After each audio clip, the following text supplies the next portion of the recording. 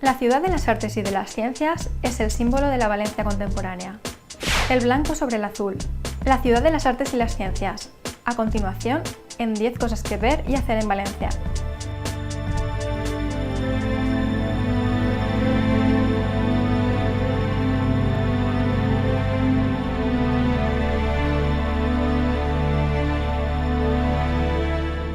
La città delle arti e delle scienze è senza dubbio la costruzione contemporanea più spettacolare di Valencia.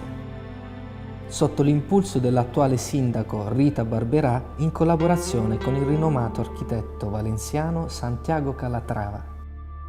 La costruzione di questo colossale progetto iniziò nell'estate del 1996 e ancora oggi continua ad evolversi con il ponte che stabilisce